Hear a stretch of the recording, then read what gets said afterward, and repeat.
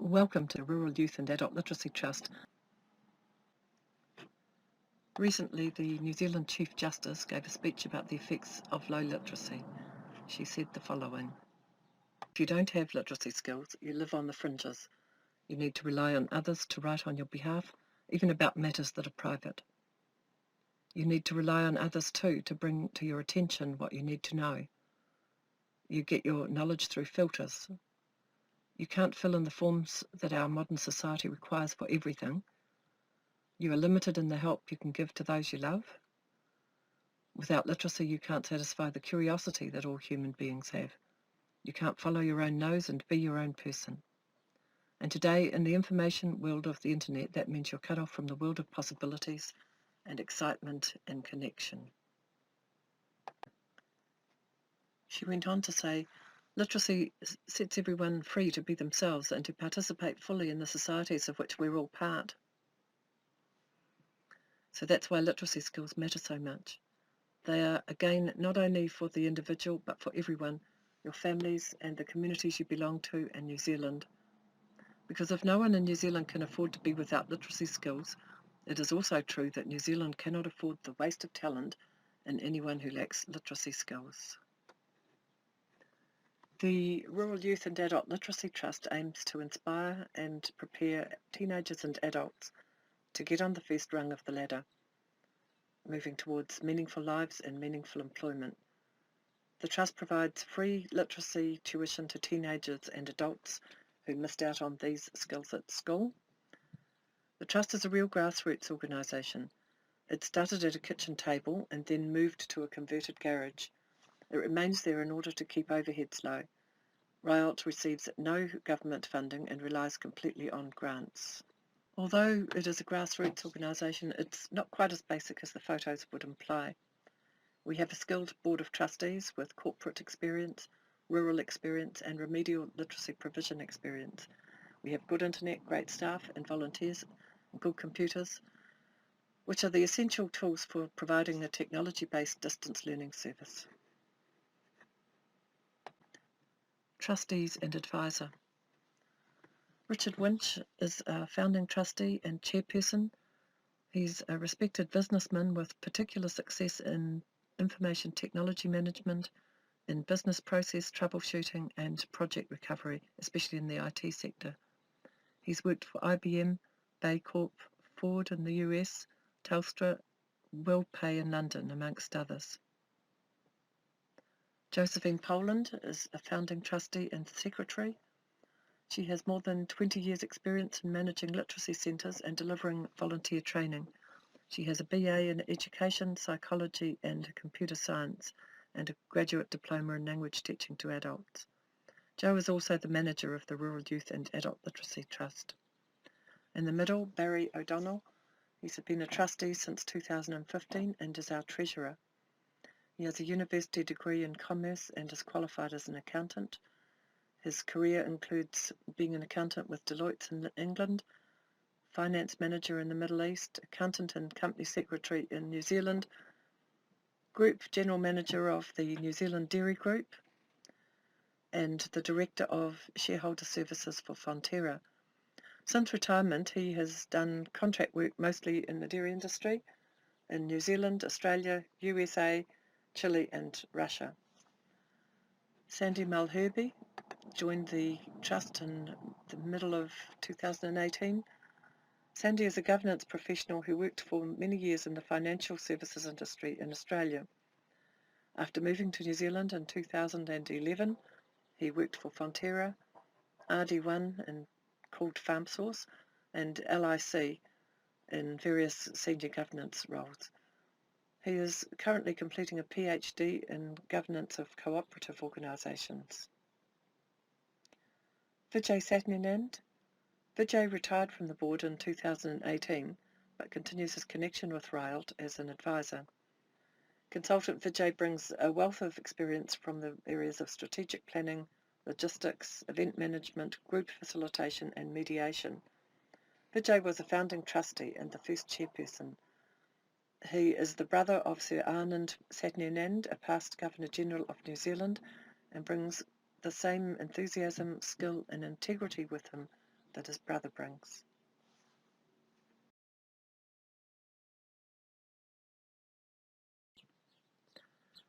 The Trust relies on over 100 volunteers to help deliver its service. Training of volunteers to be literacy coaches is cloud-based, and volunteers are all over the country, with a handful overseas in Scotland, Thailand and Australia as well. When the Trust first started, trustees believed that the internet and technology would enable distance tuition to be delivered easily. We were wrong. Because of the poverty associated with low literacy skills, students often have no computer, and if they do have one, they rarely have internet. Instead, the Trust delivers most tuition by using Skype credit so volunteers can ring students on the students' mobile phones without it costing the volunteer anything. Students are encouraged to use libraries to access RILE's online literacy practice software, which speeds up their learning with their volunteer literacy coach. The Trust works with other community organisations to provide literacy hubs, places where students can access computers to Skype their coach and access the practice software. One of the issues with working with the libraries is that most library computers are in public places, and there's no way that our students are going to read out loud in a public place when they struggle to do it. It's just too embarrassing for them. However, the libraries are good for the literacy practice. Other volunteers give support with technology, graphic art, document formatting, marketing, press release writing, and as ambassadors in their local community, where they take posters like the one displayed here to doctors, community organisations, community centres, citizens advice bureaus, schools, anywhere where there are likely to be students, or those who know the students or know someone who is struggling with literacy who are likely to tell them about it, because the reality is that most of our students aren't reading posters or flyers. One of our graphic art volunteers created this poster for us, and the same person has helped to tidy up this PowerPoint presentation. The Trust's camps for at risk of failing youth attract disadvantaged Māori and Pasifika students, and half of the camps are for girls, half are for boys. Literacy is an essential prerequisite in becoming tech ready, and Chromebooks are used as learning tools at the camp, as well as specifically in order to help the kids to gain technical skills. The Trust also works with young parents and single mothers. Their motivation is often to help their children, so working with the parents also helps the children to become school ready.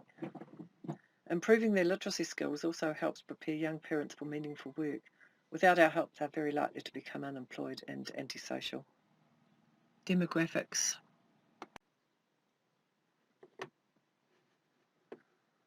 The age range of students is 13 to 70. Although it's not really shown on this age range table, there are two slightly overlapping clusters with teenagers at secondary school and young parents.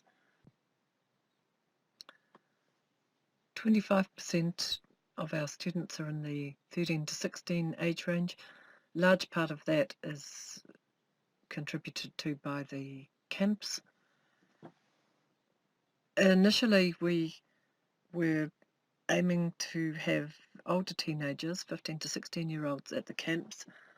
We realised we'd left it too late, and so future camps will be focusing on 13 to 14-year-olds in the early stages of high school. 50% of our students are in the age bracket from 16 to 35. The majority are young parents. 25% of our students are 35 to 70, although most of those are actually 35 to 50. We don't get many people older than that. Usually they figure that by the time that they're that age, they've got by already. The Trust expects to work with 200 disadvantaged adults each year. 50% of them are usually Māori, 40% are Pākehā, and 10% from the Pacific Islands.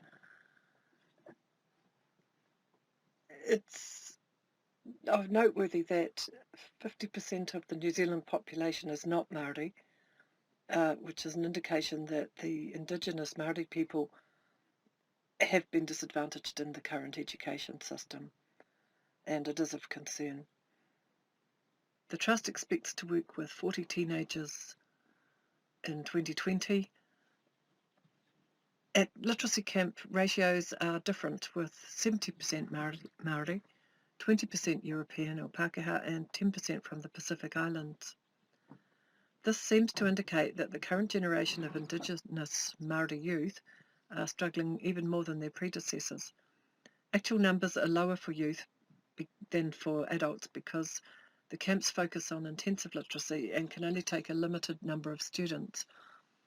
In 2020, we expect to work with 20 to 30 boys and 20 to 30 girls, and the number is variable because it depends on what funding we get. We have the capacity to work with 30 boys and 30 girls, but we need to find out how much funding we've got before we can pay extra wages to do that. Each student attends all 3 camps, where the ratio of teaching staff and volunteers to students is 1 to 2. Almost all of our students are from very low socioeconomic backgrounds. We had a university student at one camp who came as a camp volunteer literacy coach. And she went with the van to drop kids home after the camp. When she did, some of the parents were not at the pickup point. So the van took the kids home. When it went to one home, the parents were sitting outside rolling drunk. Both homes, of course, had forgotten to pick the kids up. The student sent us a message later on saying that she wished she had seen where the students had come from before the camp, as it gave her a far greater understanding of where they were coming from. The depth of poverty had shocked her. She simply hadn't realised such homes existed in New Zealand. This was also noticed in the dining room. The students acted as if very ordinary food, such as homemade hamburgers, was a luxury. When we asked the students for feedback about what they'd like best at camp, almost inevitably, even though we would have liked it if it had been our wonderful work teaching them literacy, almost inevitably the answer was the food. That was the first answer, always. After the camps, we also make a point of ringing students on a regular basis to see how they're getting on, to offer them support, and to make sure they don't forget that we're here.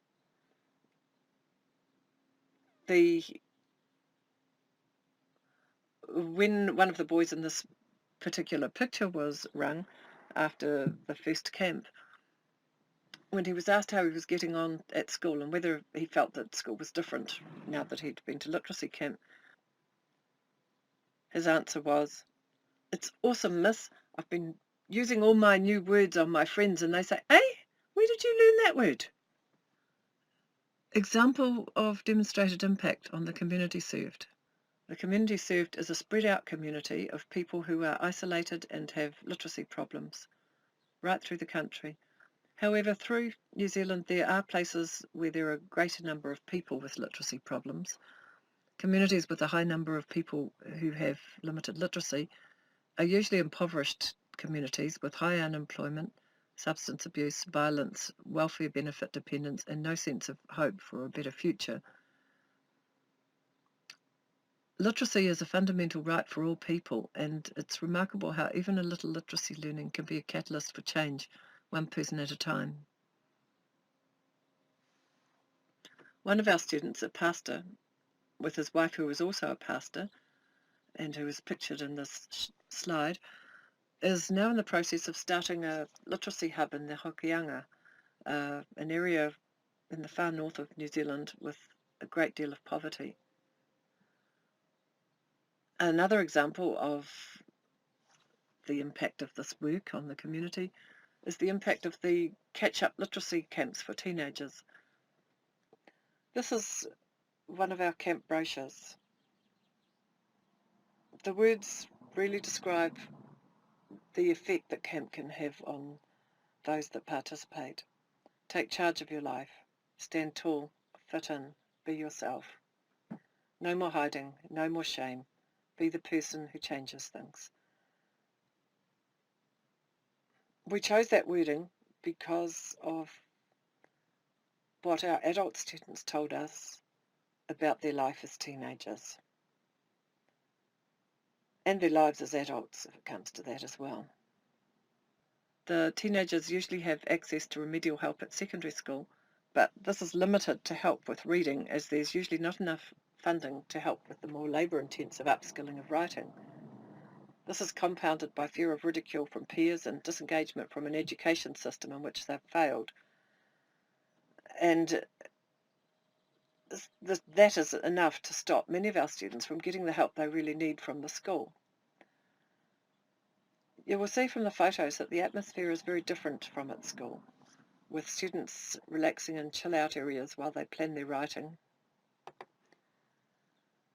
or brainstorming in groups led by other students, leaning back on chairs, doing the creative kind of things that only teenagers can do with furniture, but learning, and associating the learning with having fun. We did that, the having fun, with atmosphere, but also by providing fun outdoor activities, which we were able to use as focal points for the literacy activities. So, for example, if we had BMX riding, then we would have reading material and writing about BMX, about bike maintenance, that kind of thing. The fun outdoor activities served a three-purpose goal, as it also ensured the teens got rid of excess energy, which was pretty important to staff, and gave them cover, an excuse for being at camp that didn't lead to them being shamed. The students who attended reported more confidence at school and more success.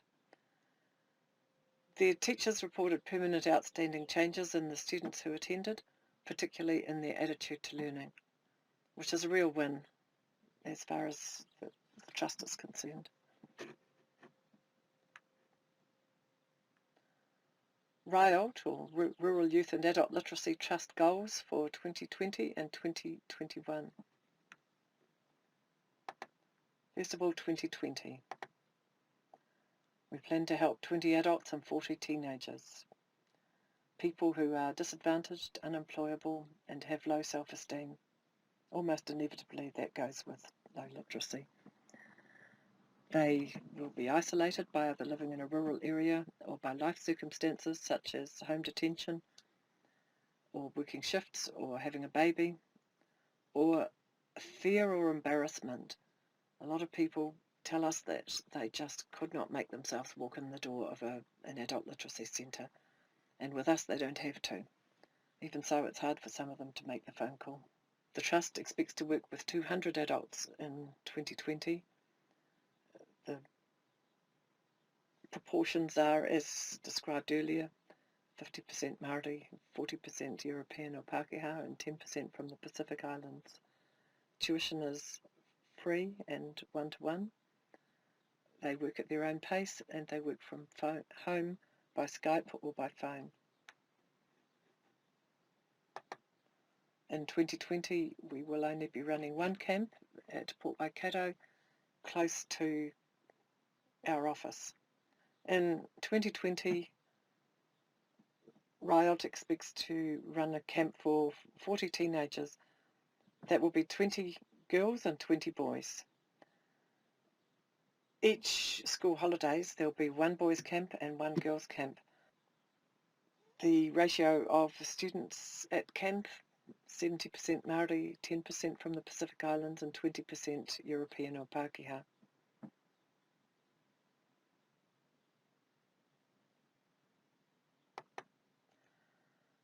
Goals for 2021. The goals for adults are not very different from the 2020 goals.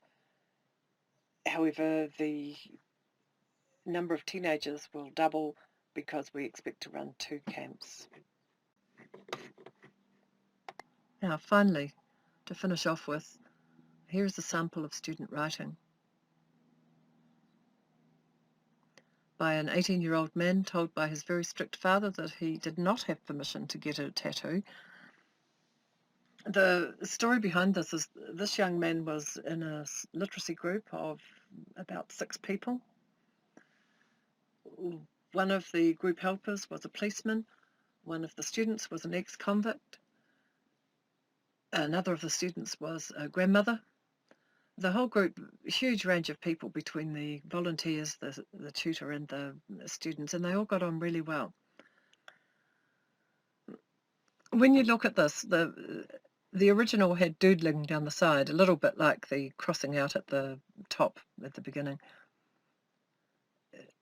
That was his thinking time. He was doodling while he was thinking. He was thinking about how to spell a word or what to write next.